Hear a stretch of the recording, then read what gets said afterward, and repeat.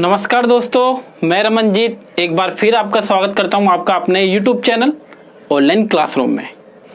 आज हम अपनी 12वीं क्लास की हिस्ट्री का सेकंड चैप्टर का तीसरा लेक्चर देखने जा रहे हैं, जिसमें हमें अपना पहला टॉपिक जो हमें समझना है उसमें हमें जानना है कि मौर्य साम्राज्य के पतन के बाद किस प्रकार से भारतीय राजनीतिक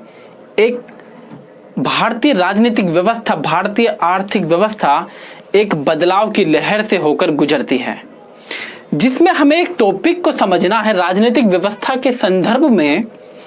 राजनीतिक व्यवस्था से रिलेटेड एक टॉपिक हमें जो समझना है उसका नाम है राजधर्म के नवीन सिद्धांत। कि मौर्य साम्राज्य के पतन के बाद किस प्रकार से राजधर्म, महाराजाओं की जो राज्य के उनका जो एक सोच थी वो बदलती है, किस प्रकार से परिवर्तन रूप लेती है। सबसे पहले हम दक्षिण भारत पर नजर डालेंगे, फिर उसके बाद हम अपना नया टॉपिक देखेंगे। दक्षिण भारत की अगर हम बात करें, ये दक्षिण भारत की, तो दक्षिण भारत में राजाओं और सरदारों का उद्भव हुआ या सरदारों की सरदारियों का उद्भव हुआ। दक्षिण भारत के हिस्से में चोल, चेर एवं पांड्य जैसे राज्यों का उद्भव हुआ। इन चोल, चेर, पांड्य नामक राज्यों का उद्भव हुआ, जिनके अलग अलग राजा दक्षिण भारत में शासन कर रहे थे। अगर आप नक्शे में देखें, चोल, चेर और पांड्य की स्थिति आपको समझ में आएगी कि ये क्षेत्र तमिलनाडु, कर्नाटक एवं केरल के आसपास इर्द गिर्द का क्षेत्र था।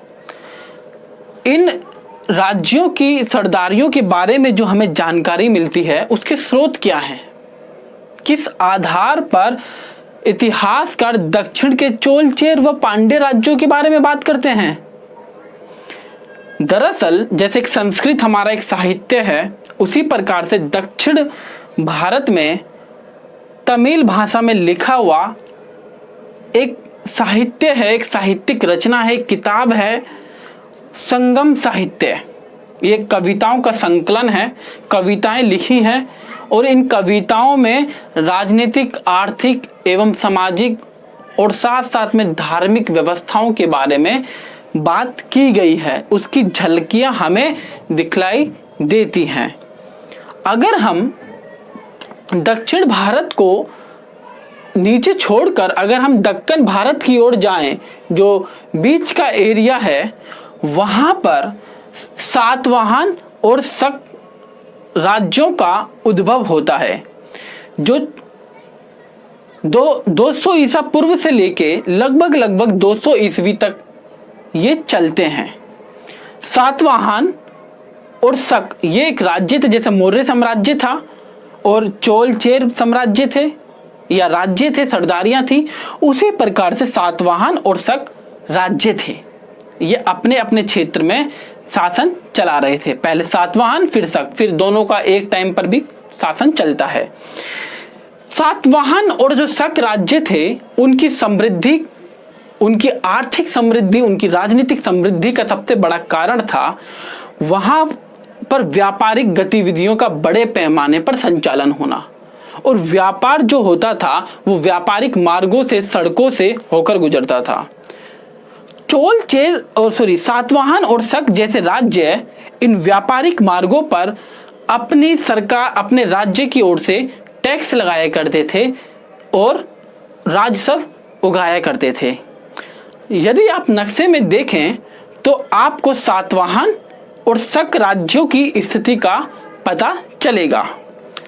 अब जो हमारा एक नया टॉपिक है कि किस प्रकार से भारतीय इतिहास में मौर्य साम्राज्य के पतन के बाद पूरे क्षेत्र में अलग अलग छोटे छोटे राज्यों का उद्भव हो रहा था। अब कोई एक केंद्रीकृत साम्राज्य या राज्य नहीं था जो पूरे भारत को एकजुट, एक अखंड भारत में समा सकता था। यानी कि छोटे छोटे राजा और सरदारों में इनका उद्भव हो रहा था। अब एक सोच आती है, एक नया टॉपिक है दैविक राजा। दैविक राजा। आज के टाइम पर हमारे प्रधानमंत्री को हमारी वैधता प्राप्त है कि हम प्रधानमंत्री का सम्मान करते हैं और प्रधानमंत्री को उनकी बात हम मानते हैं। क्यों? क्योंकि उन्हें एक वैधता मिली हुई है। वैधता क्या है? वो एक लोकतांत्रिक प्रक्रिया द्वारा उनका चुनाव हुआ है, ये उनकी वैधता है। तो मौर्य साम्राज्य के पतन के बाद किस प्रकार से जो राज्यों की एक सोच बदली। अब राज्य अपने आप को वैधता दिलाने के लिए लोगों के बीच में, अपनी प्रजा के बीच में पॉपुलर या लोकप्रिय होने के लिए क्या करने लगे? अब स्वयं को वैधता देना एक बड़ा कार्य माने जाने लगा। राजा महाराजा स्वयं को देवी देवताओं से जोड़ने लगे, देवपुत्र इत्यादि करके। उदाहरण के लिए कुषाण शासक अगर आप नक्शे में देखें, कुषाण जो हमारे एक अलग राजवंश था जिसने भारतीय इतिहास में एक क्षेत्र पे राज किया, वो आप देखेंगे नक्शे में कि किस प्रकार से इनके राज्य की और साम्राज्य की इनकी स्थिति थी। कुषाण शासक इन्होंने बड़े पैमाने पर सिक्के और मूर्तियां बनवाई और स्वयं को देवता के तुल्य प्रस्तुत किया। अब एक बात आती है, जब कुषाण इन राज्यों का खात्मा हो गया, लगभग 4वीं शताब्दी ईस्वी में भारत में गुप्त राजवंश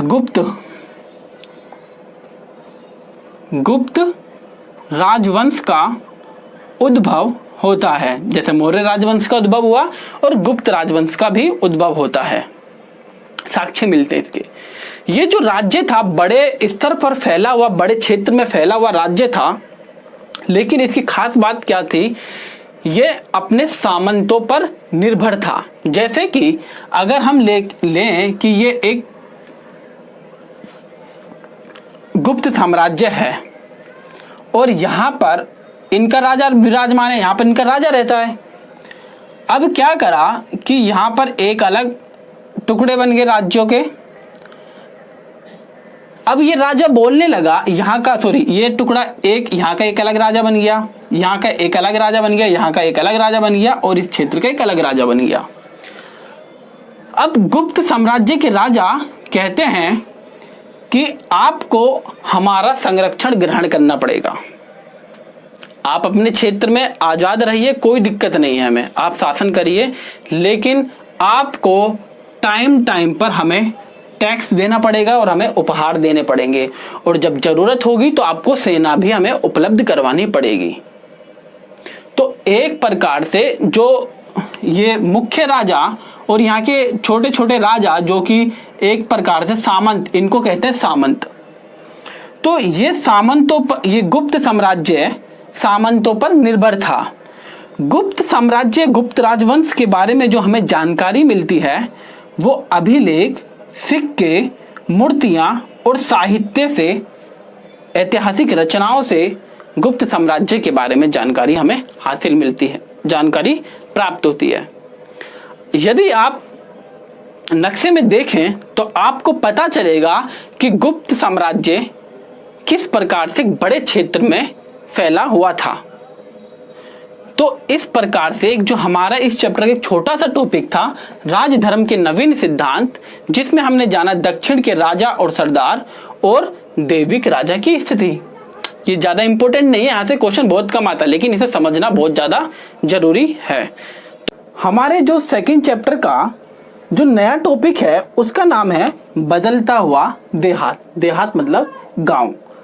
इसमें हमें ये जानना है कि मौर्य साम्राज्य के बाद किस प्रकार से गांव देहात बदल रहे थे और गांव देहात में रहने वाले लोगों की क्या स्थिति थी और वो किस प्रकार से अपना जीवन यापन करते थे। तो इस टॉपिक में जो सबसे पहला हमारा एक टॉपिक है उसका नाम है जनता में राजा की छवि, यानी कि उस टाइम की, जिस टाइम का हम अध्ययन कर रहे हैं 600 ईसा पूर्व से लेके 600 ईस्वी तक का काल, उस टाइम की जनता अपने राजा के बारे में क्या सोचती थी?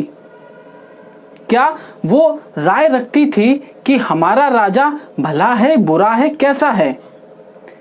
इतिहासकारों के पास जनता राजा के बारे में क्या सोचती थी उसके बारे में कोई स्रोत नहीं है, क्योंकि उस टाइम का जो साहित्यिक स्रोत, जो लिखित स्रोत जो लिखे गए हैं वो राज दरबारियों द्वारा लिखे गए हैं, राजमहलों में लिखे गए हैं। वो गांव में नहीं लिखा गया, गांव में बैठकर नहीं लिखा गया वो इतिहास, उस टाइम के बारे में जो रचनाएं लिखी गई हैं। तो इतिहासकार इस समस्या का समाधान कैसे करते हैं? इतिहासकार इस समस्या का समाधान करने के लिए कुछ जो साधारण ग्रंथ चलते हैं, जैसे जातक और पंचतंत्र, जो हम पढ़ते हैं पंचतंत्र की कहानियां, जातक और पंचतंत्र जैसे ग्रंथों का प्रयोग करते हैं, क्योंकि ये अपने आप में एक साहित्य है।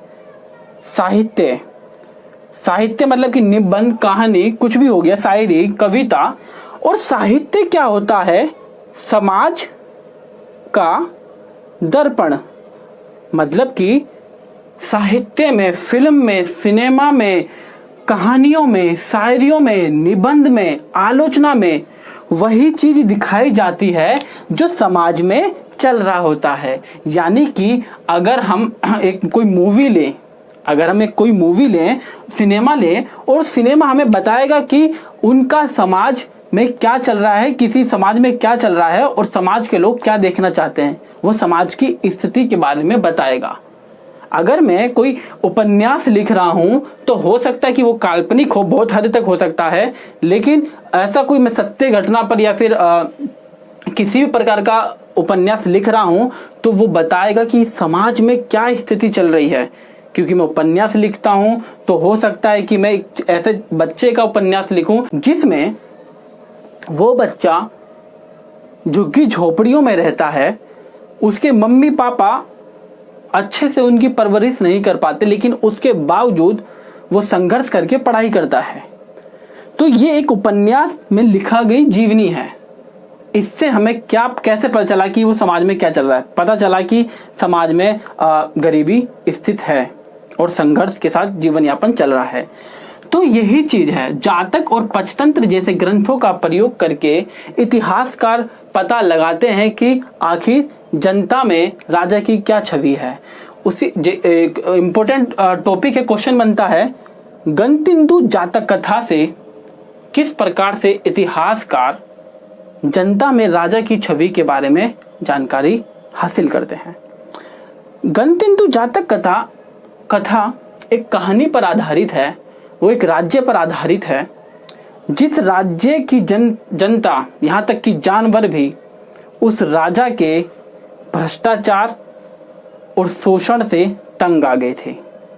एक बार राजा ये जानना चाहता है कि आखिर जनता मेरे बारे में क्या सोचती है।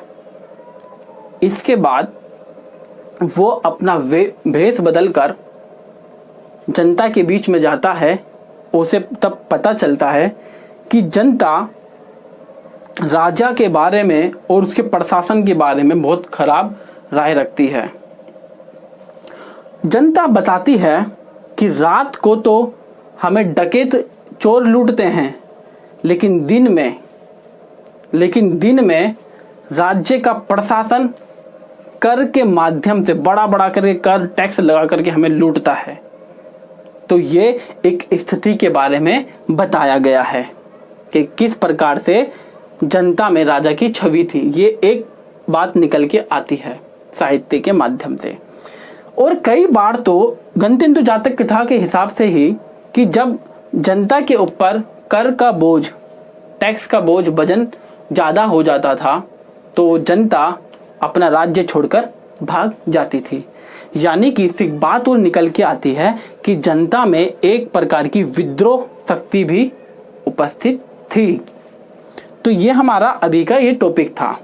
बदलता हुआ देहात का जो हमारा नया टॉपिक है उसमें हमें जानना है कि ग्रामीण भारत में जहाँ पर खेती अर्थव्यवस्था का प्रमुख भाग थी और राजस्व की आय का प्रमुख भाग थी, तो उसमें ग्रामीण भारत में अन्न की पैदावार, खेती की पैदावार अत्यधिक बढ़ाने के क्या तरीके थे। सिंपल सा है। पहली बात कि हल का प्रचलन बढ़ गया था, हल का प्रयोग किया जाता था, लोहे का हल का प्रयोग भी किया जाता था और कुदाल इत्यादि का भी प्रयोग किया जाता था। हालांकि ये मेहनत का काम था। शुष्क क्षेत्रों में भी हल का प्रयोग होता था और जो गंगा का मैदान है, यदि आप नक्शे में देखें, गंगा, उत्तर भारत का जो गंगा का मैदान है, उस गंगा के मैदान में बड़े पैमाने पर लोहे के हल का प्रयोग बैलों के साथ होने लगा था। और साथ साथ में देखिए, कृषि में जो खेती बाड़ी हम करते हैं उसमें जुताई और साथ साथ में सिंचाई का बहुत बड़ा योगदान होता है। तो उपज बढ़ाने के तरीके में जुताई हो रही थी हल के माध्यम से। हर किसी के पास उपलब्ध हो ना हो, लेकिन कर रहे थे, फिर भी किराए पर लेके करें या फिर बैल ना हो तो खुद ही बैल बन के खींचते हो चले, मेहनत का काम था। कुओं के माध्यम से, कुओं से पानी निकाला, फिर सिंचाई करी, तालाब के माध्यम से और कहीं कहीं नहरों के माध्यम से सिंचाई की जाती थी। हालांकि भारतीय कृषि आज के वक्त भी मानसून का जुआ मानी जाती है। तो उस टाइम तो बहुत बड़े पैमाने पर मानसून का जुआ मानी जाती होगी। मानसून का जुआ मतलब कि अगर मानसून यानी बारिश अच्छी होती है तो फसल भी अच्छी होगी, और अगर मानसून बारिश अच्छी नहीं होती या फिर कम होती है तो फसल भी बर्बादी के ऊपर जाएगी। तो ये उपज बढ़ाने के तरीके थे। हमारा जो बदलता हुआ देहात का एक नया टॉपिक जो है ग्रामीण समाज में विभिन्नताएं, यानी कि जो ग्रामीण समाज था, जो देहात का समाज था, वो समाज क्या आपस में वर्गों में बटा हुआ था, जाति के आधार पर बटा हुआ था, कर्म के आधार पर बटा हुआ था, वो हम अगले चैप्टर में जानेंगे। लेकिन हम यहाँ पर विभिन्नताएं एक तरीके देख रहे हैं आर्थिक स्तर के रूप में, सामाजिक स्तर के रूप में नहीं, आर्थिक स्तर के रूप में। तो ग्रामीण समाज अमीर जैसी विभिन्नताएं को समझना, एक प्रकार से अमीर गरीब, किसके पास पावर ज़्यादा है, किसके पास पावर कम है, इसको समझना है। तो जैसा कि हम एक उपज बढ़ाने के तरीके देखे हमने, उसमें हल किसी के पास उपलब्ध हो या ना हो, किराए पर ले रहा है, बैल किसी के पास उपलब्ध हो ना हो, किसी के पास जमीन है, किसी के पास जमीन ना हो, कुएं, तालाब और नहरों का हर किसी के पास सुविधा उपलब्ध हो ना हो, किसी के पास है, किसी के पास नहीं है। तो इससे फर्क क्या पड़ता है कि इससे विभिन्नताएं बढ़ती हैं। भूमिहीन ग्रामीण समाज था, भूमिहीन खेतीहर श्रमिक, जिनके पास भूमि नहीं थी और वो दूसरे के खेतों में काम करते थे और आर्थिक आय जुटाते थे अपना परिवार का भरण पोषण करने के लिए। दूसरा था छोटे किसान, जिनके पास जमीन थी लेकिन बड़े नहीं थे। तीसरा जो एक ग्रामीण समाज का जो सबसे बड़ा तबका था वो था जमींदार, जिनके पास बड़े पैमाने पर जमीन थी और अपनी जमीन पर भूमिहीन श्रमिकों के माध्यम से खेती करवाते थे। और इस विभिन्नताओं में जो सबसे बड़ा एक पहलू था, हर एक गांव का एक प्रधान होता था और वो प्रधान यानी मुखिया, और वो वंश के आधार पर वंशानुगत, मतलब कि एक अगर मैं प्रधान हूँ किसी गांव का तो आने वाला मेरा जो बेटा होगा वो प्रधान बनेगा और फिर आने वाला उसका बेटा होगा वो प्रधान बनेगा। इस प्रकार से वंश के आधार पर ये प्रधानी व्यवस्था चलती थी। यानी कि ग्रामीण समाज में बड़े पैमाने पर विभिन्नताएं मौजूद या उपस्थित थीं। तो दोस्तों आज के लिए सिर्फ और सिर्फ इतना ही। हम अगली वीडियो में जल्द ही बदलता हुआ देहात का आखिरी टॉपिक भूमि दान और सम्राट वर्ग का उदय, और फिर उसके बाद नया टॉपिक व्यापार और नगर, और साथ साथ में अभिलेख किस प्रकार से इतिहास निर्माण में अपनी महत्वपूर्ण भूमिका निभाते हैं और अभिलेख किस प्रकार से एक महत्वपूर्ण ऐतिहासिक स्रोत है, इसके विषय में हम जानेंगे। तो आज के लिए इतना ही है। वीडियो पसंद आए आपको लाइक करना, कमेंट करना और अपने दोस्तों के साथ शेयर जरूर करना। धन्यवाद।